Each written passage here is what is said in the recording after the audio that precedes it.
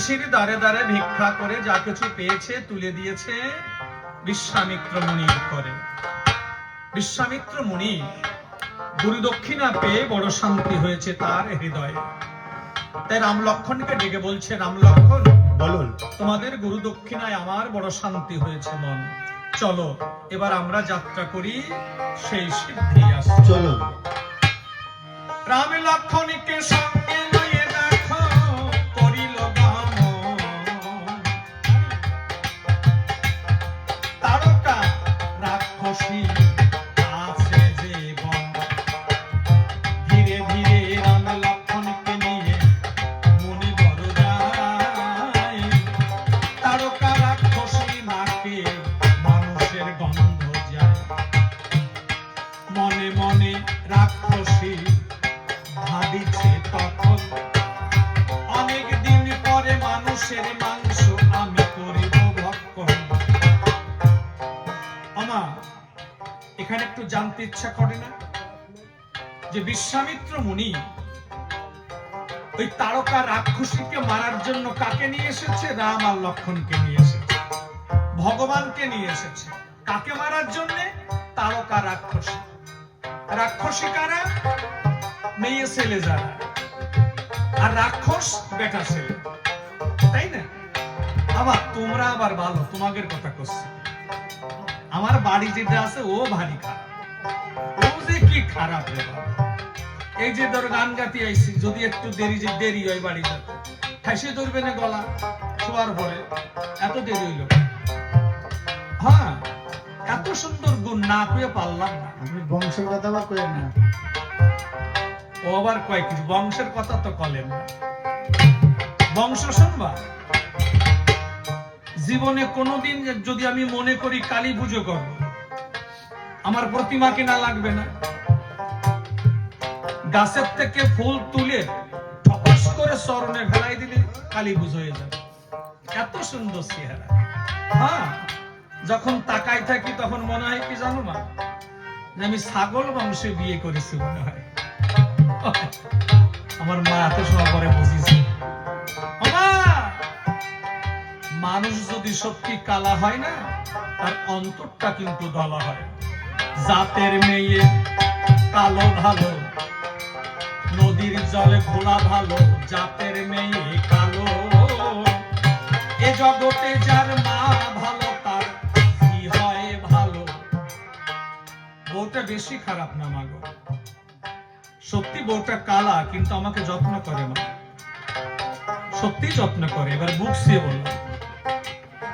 যাই হোক, কি বলছিলাম, মেয়ে ছেলে হচ্ছে রাক্ষসী আর বেটা ছেলে হচ্ছে রাক্ষস।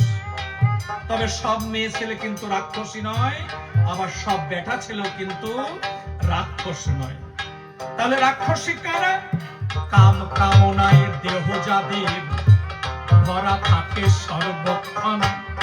রাক্ষস বা রাক্ষসী বলে মনিগণ করিছে বর্ণ। এই দেহ দুর্লভ জনম সাধুগণে কয়, দুর্লভ জনম মানব জনম কখন হেতে হয়। মানুষ আকার ধারণ করলে মানুষ হয় না তারে। মানুষ হইয়া মানুষের কর্ম যদি সে না করে, তাই না বাবা? মানুষ দেহ ধারণ করেছি কিন্তু মানুষের মতো কর্ম করলাম না। পশুতে আহার করে, মানুষেতে খায়। আবার পশুতে মিলনে করে, মানুষেও দেখা যায়। পশুতে নিদ্রা যায় মাগো, পশুতে লাউটাকে করে। এই দুই কর্ম মানুষেও দেখো করে ধরা পড়ে, তাই না? পশুতে খায়, আমরাও খাই। পশুতে মিলন ঘটে, আমরাও মিলন ঘটাই। পশুতে নিদ্রা যায়, আমরাও নিদ্রা যাই। পশুতে মল ত্যাগ করে, আমরাও মল ত্যাগ করি। তাহলে তাদের জন্মটা ধন্য হলো না, আমাদের জন্মটা ধন্য হবে কেন? তাই না? এই জন্য বলছে সাধু গুরুর চরণ ধলি যখন পরে মোদের গায়ে। এই মানব জন্ম দুর্লভ জন্ম মাগো কখনে সাধু সঙ্গে যেতে বলছে। পশুরা দেখবেন, কিছু কিছু পশু আছে, কুকুর আছে দেখবেন, আপনি তাড়াবেন যাবে না, তাই না? তার মানে কি, এর পরজন্ম ও মনুষ্য জন্ম লবে, তাই সাধু সঙ্গ করতে আসে। যাই হোক, বিশ্বামিত্র মুনি দেখতে পায় ওই যে অদূরে রাক্ষসী আসছে দেখা যায়। তাই ভয়ে কাচুমচু হয়ে রাম লক্ষণকে ডেকে বলছে, ও রাম লক্ষণ, রাম লক্ষণ, ওই দেখো বাবা, ওই যে সে তারকা রাক্ষসী, এক্ষুনি ওকে করণে ধর। ওকে ধাইল ধানুকি রাম, ধনুকে দিয়ে চড়া ওকি, ধাইল ধানুকি রাম, ধনুকে দিয়ে চড়া ওকি, ধাইল ধানুকি গন্ডি রেখা দিয়ে তখন দাঁড়ালো দুই ভাই। ধাইল ধানুকি রাম, তাদের সঙ্গে যুদ্ধ করে এমন বিরার নাই। ধাইল ধানুকি রাম, মানে মানে গগন মন্ডল হলো অন্ধকার। ধাইল ধানুকি রাম, কেহ কারো দেখে না রে সারে হুঙ্কার। ধাইল ধানুকি রাম, আমার বরণ অঙ্গ তার রুক্ষকে সমাপে। ধাইল ধানুকি রাম, ছড়ে নাহি পারে তাহার কেশ দুলাইতে। ধাইল ধানুকি রাম, আমার বরণ অঙ্গ তার ধবলয় উত্তরে। ধাইল ধানুকি রাম, তার তারা খুশি আসে হুঙ্কার সারি। ধাইল ধানুকি রাম, আমার মন্ত্র মুড়ে প্রভু দেখো বজ্রবাণ আগে। ধাইল ধানুকি রাম, তার তার বক্ষ মাঝে বজ্র সম করে। ধাইল ধানুকি রাম, আমার রণস্থলে পড়ল যদি ওই নিশাচরি। ধাইল ধানুকি রাম, কত যজন বিস্তার করে ওই নিশাচরি। ধাইল ধানুকি রাম, বিষ পণ্ডিতের অমৃত লহরী। ধাইল ধানুকি রাম, হরি হরি বল, হরি হরি। ধাইল ধানুকি রাম, ধনুকে দিয়ে চড়া ওকি, ধাইল ধানুকি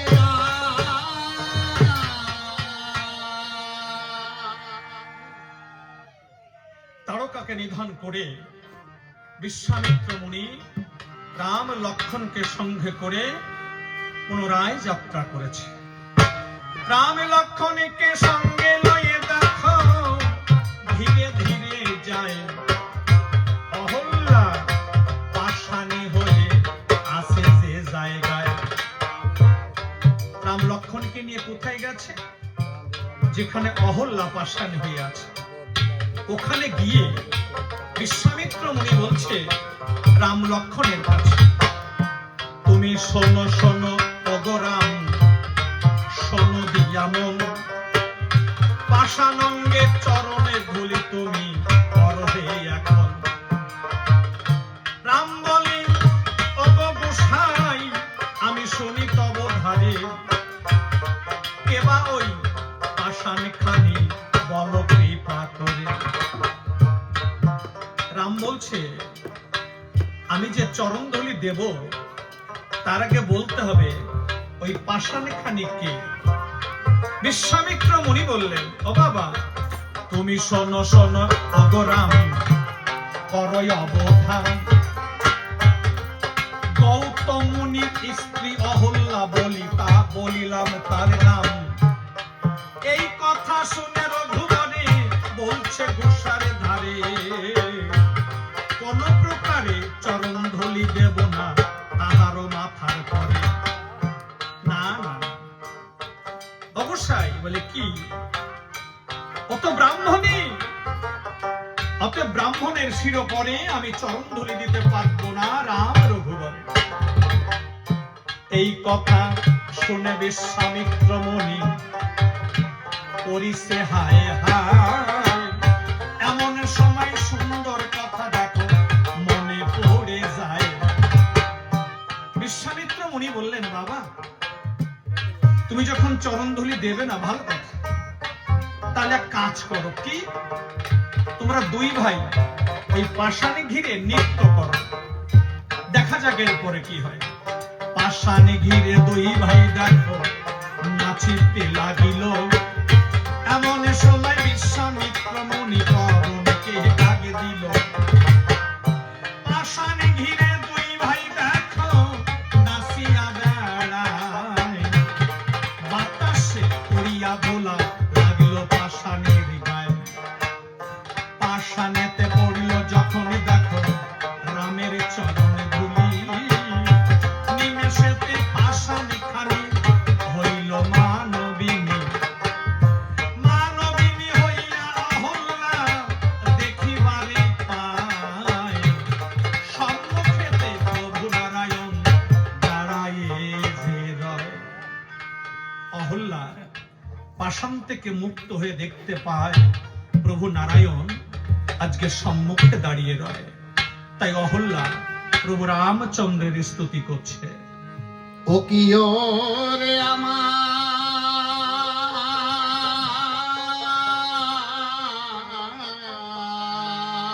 রাম গুণ নিধি নমো নমো প্রভু রামচন্দ্র, ও গো নমো নারায়ণ, ও নমে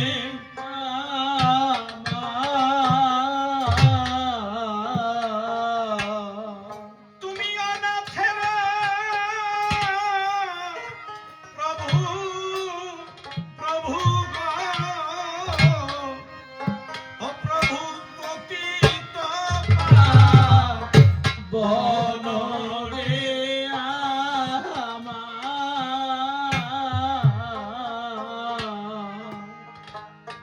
আমি 60 সহস্র বৎসরে প্রভু গো, আমি অন্ন নাহি খায় রে আমার।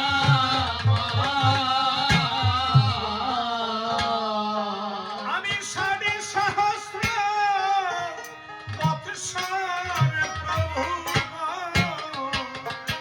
আমি নিদ্রা নাহি যায় রে আমার।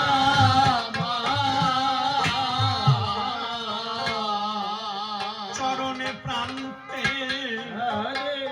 পড়ে কাঁদে, দেখো গৌতম ঘর রোণী রে আমার।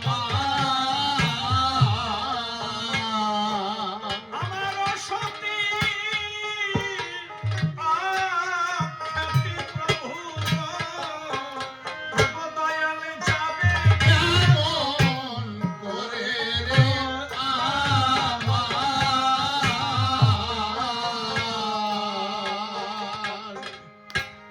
অহল্যা প্রভুর চরণ দুখানা বক্ষে জড়িয়ে ধরে কাঁদছে, বলছে "ও প্রভু, একবারে কৃপা করো, কৃপা করো প্রভু গো,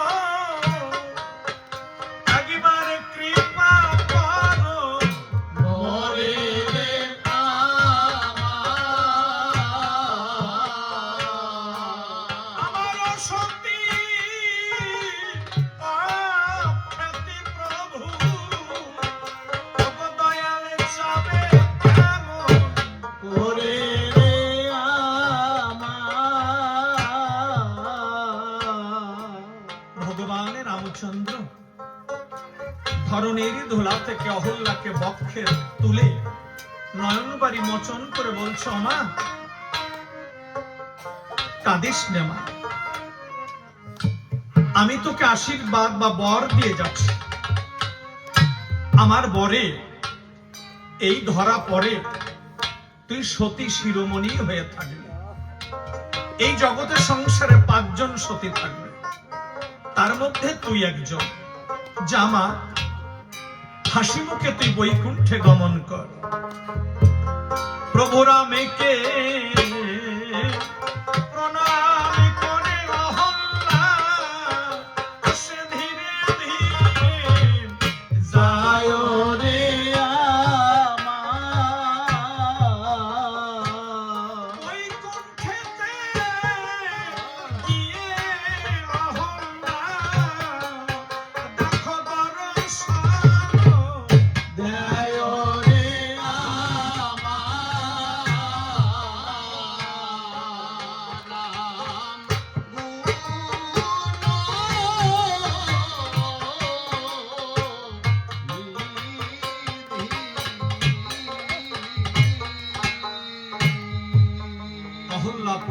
প্রণাম করে বৈকুণ্ঠে যাত্রা করেছে আনন্দ অন্তর। এদিকে বিশ্বামিত্র মুনি রাম লক্ষ্মণকে নিয়ে কোথায় এসে দাঁড়িয়েছে? ভাগীরথী নদীর কিনারায় এসে দাঁড়িয়েছে। এই ভাগীরথী নদীর মাঝির নাম হচ্ছে মাধব, আর মাধবের স্ত্রীর নাম হচ্ছে ডুমন্নি।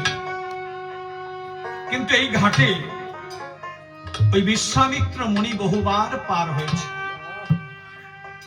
কিন্তু মাধবকে একটা দিনের জন্য একটা কানা করিও দান করে না।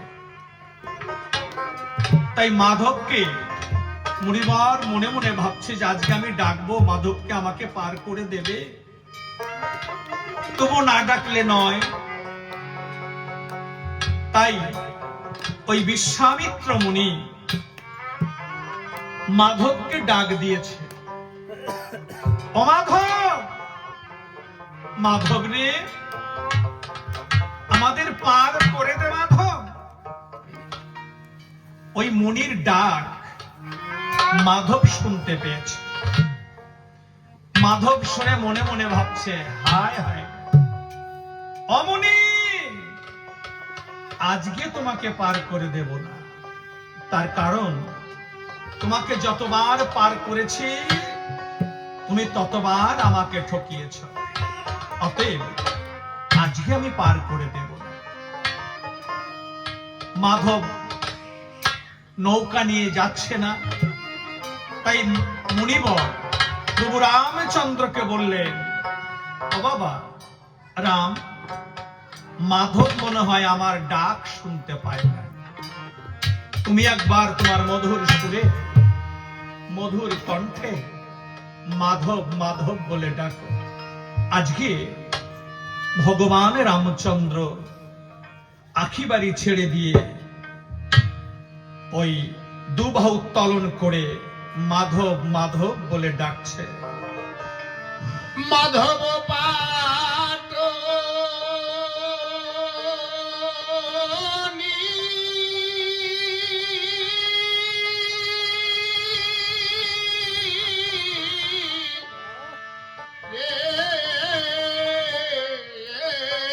ধীরে বাহ, ধীরে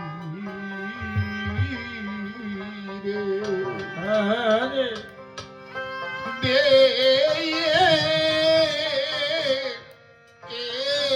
কেশরে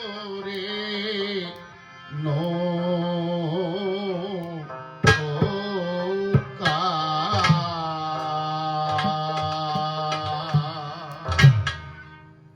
মাধব মাধব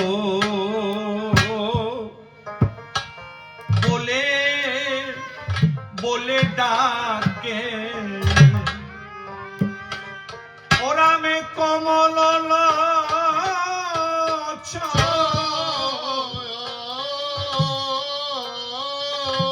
ধীরে বাবা বসে রন্ধনে শালা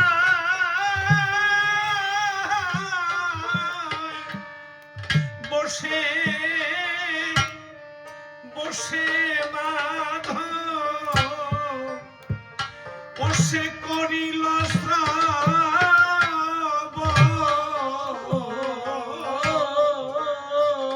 ধীরে ধীরে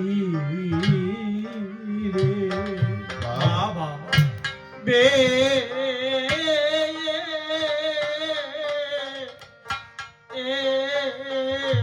সোরে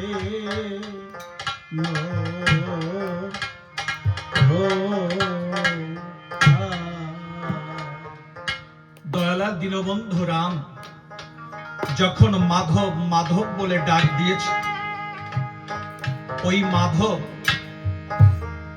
রান্নাঘরে খেতে বসেছে। মাধব যখন ভাত মাখিয়ে অন্ন মাখিয়ে যখন মাধব তার এই বদনে তুলে দিতে যাবে, এমন সময় দয়াল দীনবন্ধু রাম আখিবাড়ি ছেড়ে দিয়ে দুবাহু উত্তোলন করে মাধব মাধব বলে ডাক দিয়েছে। কেমন ভাবে? ও মাধব,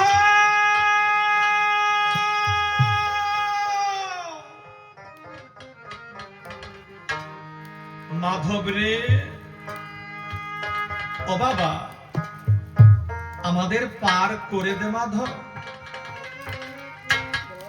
বাতাসে ভেসে ওই প্রভুর ডাক যখন মাধবের কর্ণে গেছে, মাধব ওই ডাক শুনে দুই চোখের জল ছেড়ে দিয়েছে। মাধবের স্ত্রী ডুমন্নি, ওই ডুমন্নি দেখতে পায় যে তার স্বামী মাধব ভাতের থালা সামনে নিয়ে দুই চোখের জলে তার বুক ভেসে যায়। ডুমন্নি মনে মনে ভেবেছে যে আমি মনে হয় আমি স্বামীর কাছে কোনো অপরাধ করেছি, তাই হাত জোড় করে বলছে, ও প্রভু, প্রভু একই তোমার চোখে জল কেন? তুমি কাঁদছো কেন? তুমি তো খেতে বসে কখনো কাঁদো না। আজকে ডুমন্নি যখনই বলেছে, প্রভু তুমি কাঁদছো কেন, মাধবের বুকের মধ্যে জড়ো কান্না লুকানো ছিল। মাধব দুই চোখের জল ছেড়ে দিয়ে ডুমন্নিকে বক্ষে জড়িয়ে ধরে বলছে, ওরে ডুমন্নি,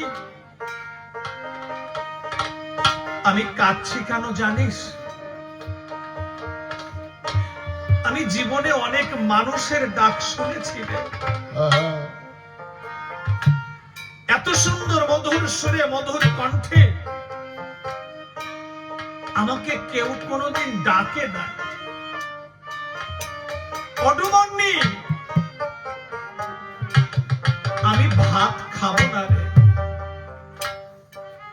তুই ভাত তুলে রাখ।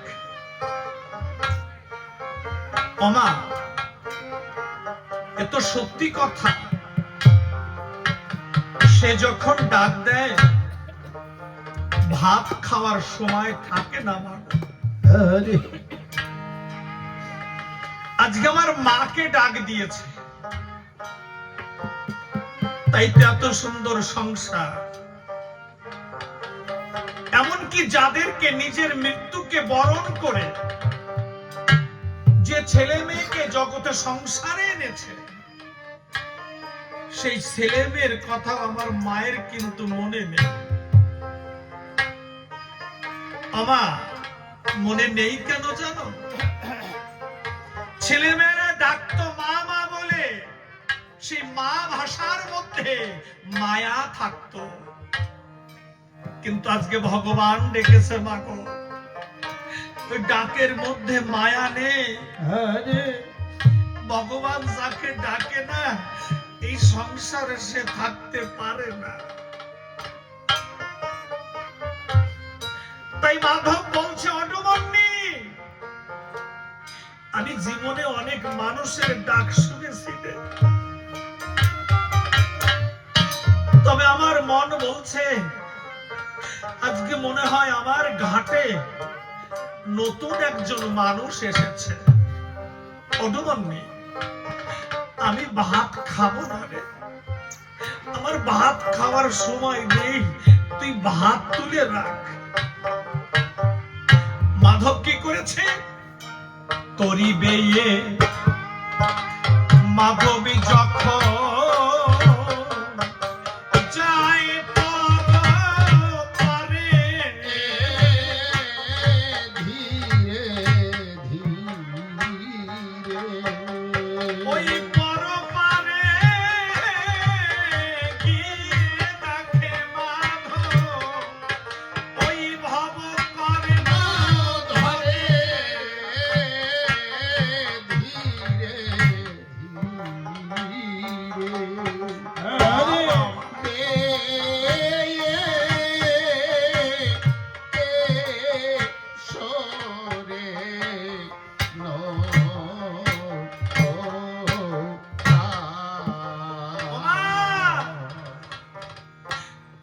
ভগবানের ডাক সবাই শুনতে পায় না।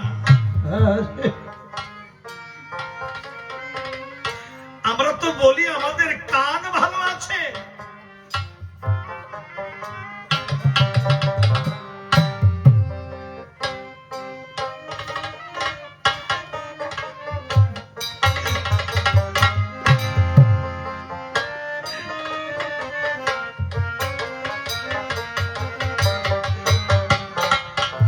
এই কানে ডাক শোনা যায়। সাধারণ মানুষ যদি ডাকে তাহলে এই কানে শোনা যায়, কিন্তু ভগবানের ডাক এই কানে শোনা যায় না। হৃদয় দিয়ে শুনতে হয়, ভালোবাসা দিয়ে শুনতে হয়, ভক্তি দিয়ে শুনতে হয়। আজকে মাধব, মাধব কি করেছে জানো? তরি বেয়ে মাধবী যখন যায় পরপারে, ধীরে ধীরে ওই পরপারে গিয়ে দেখে মাধব ওই ভব কর্ণ ধরে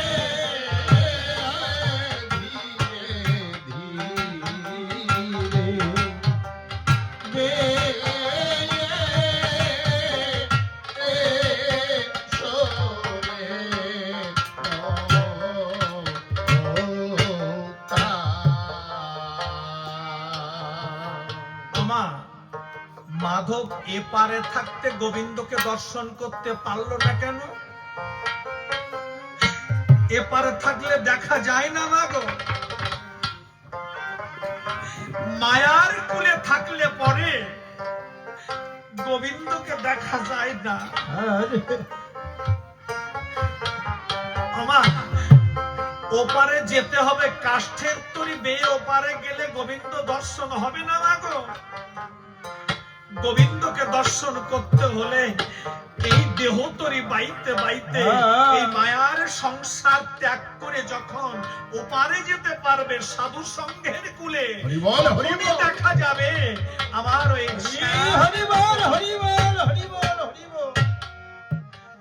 মাধব গিয়ে দেখতে পায় যে ভবপারের কান্ডারি অকুলে দাঁড়িয়ে রয়। বিশ্বামিত্র মুনি বলছে, ও মাধব, মাধব রে, তোর ভাগ্যটা বড় ভালো রে মাধব। ওই দেখ, আজকে তোর ওই ছোট্ট নৌকায় গোলকের ভগবান পার হতে এসেছে। মাধব একটু সরল সোজা মানুষ তো, তাই বিশ্বামিত্র মুনিকে বললেন, ও মুনিবর, উনি যে গোলকের ভগবান আমি বুঝবো কেমন করে? বিশ্বামিত্র মুনি বললেন, ওরে বোকা, এই জন্যই তো গ্রামের সবাই তোকে বোকা মাধব বলে ডাকে। ও বাবা, তুই বুঝবি কেমন করে, শুনবি? মাধব বলল, বলো মুনিবর। বিশ্বামিত্র মুনি বললেন, মাধব রে, ও বাবা, তোর মনে আছে? বলে কি? তোর নদীর বাঁধে একখানা পাষাণ ছিল, তোর মনে আছে? বলে হ্যাঁ মনি ঠাকুর, মনে আছে। বলো যা একবার গিয়ে দেখে আয়, ওই প্রভু রামচন্দ্রের চরণ স্পর্শে ওই পাষাণী মানবী আকার ধারণ করে বৈকুণ্ঠে চলে গেছে। কিন্তু মাধব বলল, মুনিবর, না না, আমি যাব না। কেন যাব না জানো?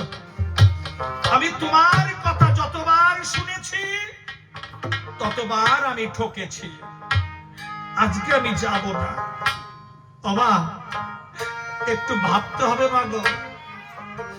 মাধব যখনই বলেছে আমি যাব না, আজকে ভগবান রামচন্দ্র দুই চোখের জল ছেড়ে দিয়ে মাধবের গোচরে এসে মাধবের হস্ত দুখানা বক্ষে জড়িয়ে ধরে বলছে, ও মাধব, মাধব রে, ও বাবা তুই যা বাবা, আমি তোকে কথা দিলাম তুই যত সময় ফিরে না আসবি আমরা তিনজন এই ঘাটেই দাঁড়িয়ে থাকবো। তোমা ভগবান কথা দেয় তাই না, শুনেছে? সবাইকে কথা দেয় না। কাকে কথা দেয়?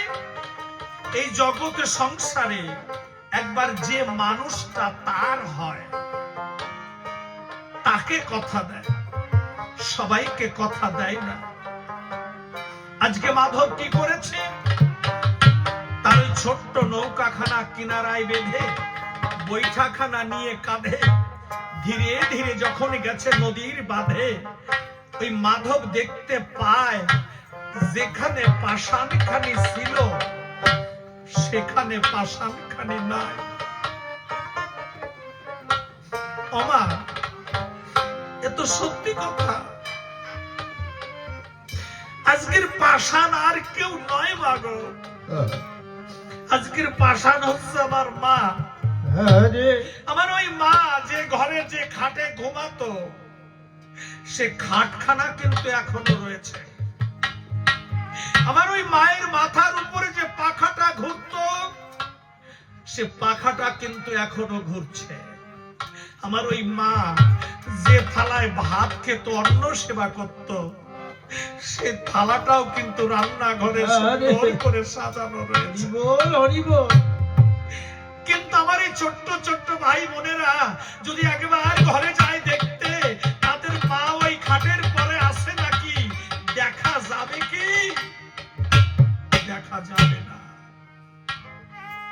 আমা একটু আমার এই দাদা একটা গান গাইছিল না, জীবনে যা হারিয়েছি পাবো না তা আর, এইটুক মাত্র রইল বাকি প্রাণের হাহাকার। জীবনে বলা যাবে না, হাউ হাউ করে কাঁদতে হবে, কিন্তু মায়ের সঙ্গে সন্তানদের আর কোনোদিনও দেখা হবে না। মাধব কি করেছে? কাঁদতে কাঁদতে নদীর কূলে এসেছে। নদীর কূলে এসে বিশ্বামিত্র মুনিকে বলছে, ও মুনি, আমি ভেবেছিলাম তোমাদের সবাইকে আমি পার করে দেব, তবে না, শুধু আজকে নয়, তোমাদের আমি কোনোদিনও পার করে দেব। বিশ্বামিত্র মুনি বললেন, মাধব রে, ও বাবা, তুই তো একথা কোনোদিন বলিস না যে আমাদের পার করে দিবি না, তাহলে কি রাম লক্ষ্মণকে নিয়ে আমি অন্য ঘাটে চলে যাব? মাধব বলল, জানি না, আমি জানি না মুনিবর, আমি শুধু এইটুকু তোমাদের বলতে পারি, তোমরা কোন ঘাটে কার নৌকায় গিয়ে পার হবে আমি তোমাদের কিচ্ছু বলে দিতে পারবো না। আজকে বিশ্বামিত্র মুনি কি করেছে? রামে লক্ষ্মণকে নিয়ে মুনিবর দেখো ও সেই অন্য ঘাটে যায়, ধীরে ধীরে ওদিকে নদীর কূলে নয়ন জলে মাধব দেখো কেঁদে মুনি ভাষায়, ধীরে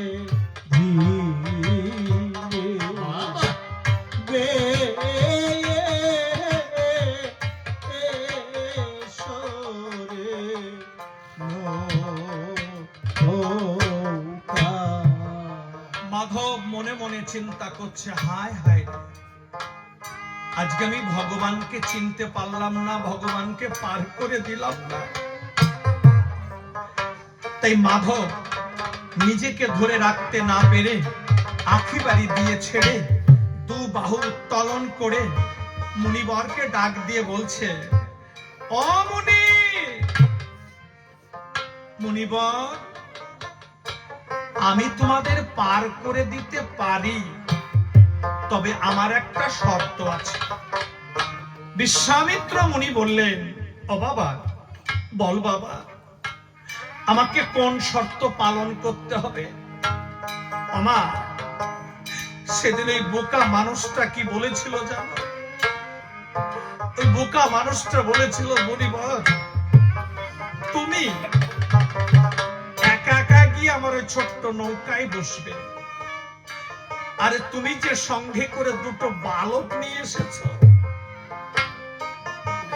ওই বালক দুটোকে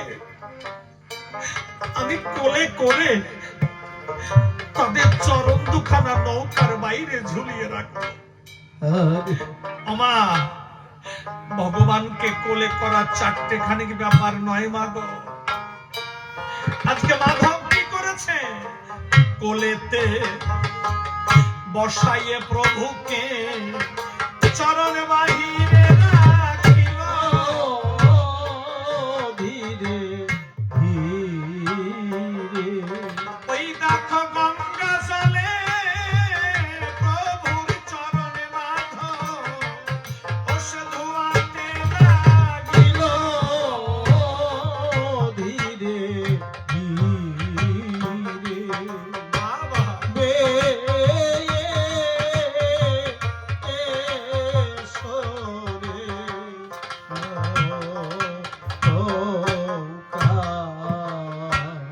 ওই বোকা মানুষটা গঙ্গা জল দিয়ে রাম লক্ষণের চরণ ধৌত করতে করতে করতে চিৎকার করে উঠেছে, বলছে, ও মুনি, বড় সর্বনাশ হয়ে গেল গো। ওই দেখো, তোমার রামকে না কুমিরে খেতে এসেছে। বিশ্বামিত্র মুনি বললেন, ওরে বোকা, ও বাবা, ও কুমির না বাবা, প্রভুর চরণ সেবা করবার তরে আজকে মকর বাহিনী গঙ্গা দেবী ভেসে উঠেছে জলের পরে। মাধব আমার দুই চোখের জল ছেড়ে দিয়ে বলছে, আমি রামে দেখলাম, গঙ্গা দেখলাম, মনি গো, আমি এখন যদি বলি ধীরে আমি হাসিতে খেলিতে যাব মুনি গো, সেই বৈকুণ্ঠ পুরী।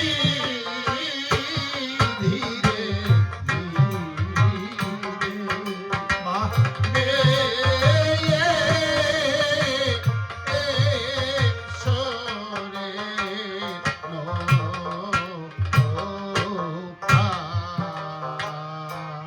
ওই মাধব তার নৌকাটা বাইতে বাইতে যখন ওপারে লাগিয়েছে, বিশ্বামিত্র মুনি নেমে হাঁটা দিয়েছে। মাধব দেখতে পায় যে মুনিবর চলে যায়। তাই রাম লক্ষণকে কোল থেকে নামিয়ে রেখে নৌকার পর বসিয়ে রেখে দৌড়ে গিয়ে পথ আগলে ধরেছে। বলছে, অমনি, একই তোমাদের কত কষ্ট করে পার করে দিলাম, আর আমাকে কড়ি না দিয়ে তুমি চলে যাচ্ছ। বিশ্বামিত্র মুনি বললেন, ওরে মাধব, ও বাবা, তুই আজকে এমন দিনে আমার কাছে কড়ি চাইলি বাবা? আমার কাছে তো কোনো পয়সা নেই বাবা, তোকে কি দেই বলতো? ওই কথা শুনে মাধব আমার দুই চোখের জল ছেড়ে দিয়ে বলল, আমি জানি মুনিবর, আমাকে তোমরা কড়ি দেবে কেন? আমি তো ছোট্ট ঘাটের ছোট্ট মাঝি, আমি তো দুদিনের জন্য জগতে সংসারে এসেছি, আমি তো চিরদিনের জন্য আসিনি। আর তোমরা এক একজন মহান ঘাটের মহান মাঝি। অমনি, একবার আমার কথা তুমি ভেবে দেখেছো? এখন আমার গায়ে জোর আছে, আমি ওই ভাগীরথী নদীতে নৌকা বাইতে পারি, আমার চোখের দৃষ্টি শক্তি ভালো আছে, আমি জগতে সব কিছু দেখতে পাই, কিন্তু জানো মুনিবর, জানো, যেদিন আমার গায়ে কোনো জোর থাকবে না, যেদিন আমার এই নয়নে আমি কিছু দেখতে পাবো না, যেদিন আমার এই বদনে আমি হরি নাম কৃষ্ণ নাম কিছু নিতে পারবো না, সেদিন যদি এই বোকা মাধব তোমাদের ঘাটে গিয়ে দাঁড়ায়, সেদিন কি আমাকে তোমরা পার করে দেবে বলো?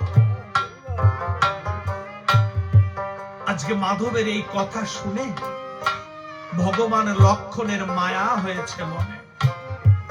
লক্ষণ দাদা রামকে ডেকে বলছে, ও দাদা, দাদা, আমার মন বলছে ওই মাধব সত্যি সত্যি একজন গরিব মানুষ, তুমি মাধবকে কিছু দান করো দাদা। অমা, সেদিন ভগবান রামচন্দ্র মাধবকে কি দান করেছিল জানো? চরণ সোয়াইয়ে তরিতে সে তীরেতে নামিল,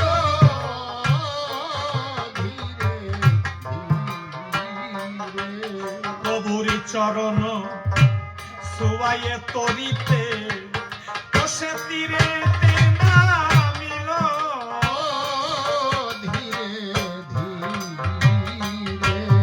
ওই দেখো মাধবের এই কাষ্ঠের তরি,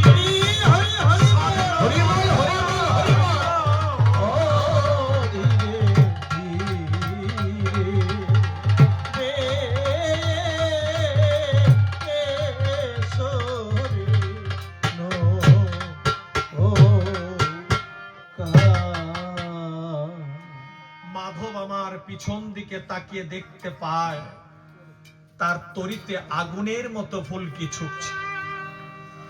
ধরনের ধুলাই পড়ে মাধব মুনিবরকে কেঁদে কেঁদে বলছে, ও মুনিবর, এ তুমি কি করলে? আজকে আমি একজন গরিব মানুষ বলে আমার এই ছোট্ট নৌকায় তুমি আগুন ধরিয়ে দিলে।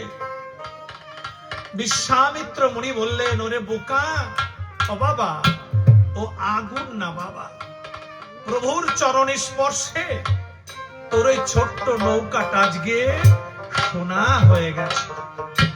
ওমা, মাধব সেদিন কি বলেছিল জানো? বলেছিল, প্রভু গো, আমি তোমার কাছে সোনা চাই না।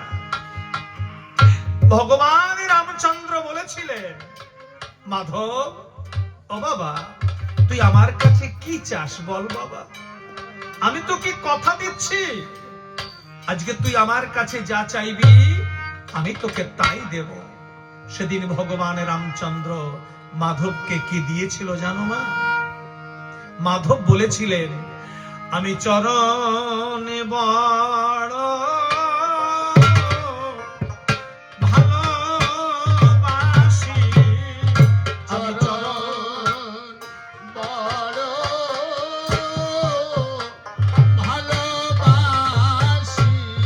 তাই তো এই জগতে